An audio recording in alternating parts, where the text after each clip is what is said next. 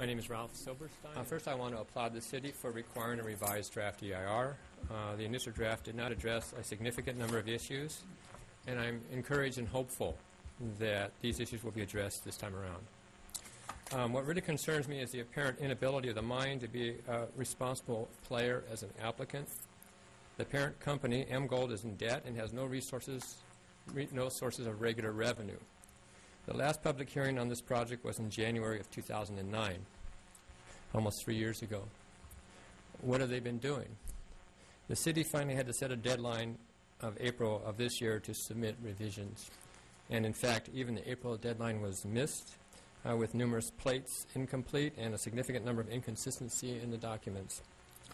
Meanwhile, investors have been continuously misled with statements from the mine such as they are in the advanced stages of permitting, they are sustainable, or they expect a final EIR by the end of 2009, and then 2010, and then 2011, and now it's 2012. And they are saying these things without having sufficient capital to complete the EIR. This seems irresponsible. M Gold has never actually operated a mine.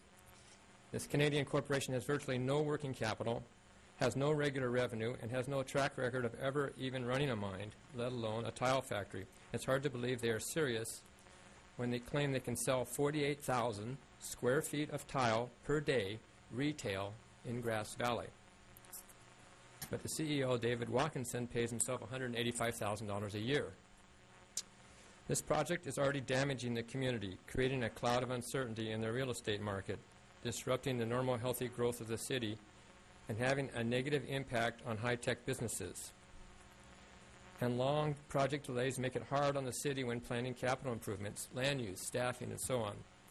So I applaud the fact that the city is requiring a substantial initial deposits totaling $440,000. I added them up. But given the past history of Idaho Maryland Mine, it may be many months or years before the deposit is made. So I'm here tonight to ask the city to not create another open-ended contract with Idaho Maryland Mine. This is not fair to the consultants, and it is not fair to the community. In summary, what I'm asking is a simple common-sense approach. Put an expiration date in. Require that the contract specify that the initial deposits are to be made within 30 days, or the contract is canceled. If they're not prepared to make the deposit now, after over 3 years since the project was submitted, then they have no business being here. In addition, for subsequent payments, I suggest clarifying in Section 9, where it says timely payments. What are the timely payments? It isn't specified. I suggest defining timely as payment within 45 days of the requested date. Thank you very much for your time. Thank you. 10505 Bragg Avenue, which is in the city limits.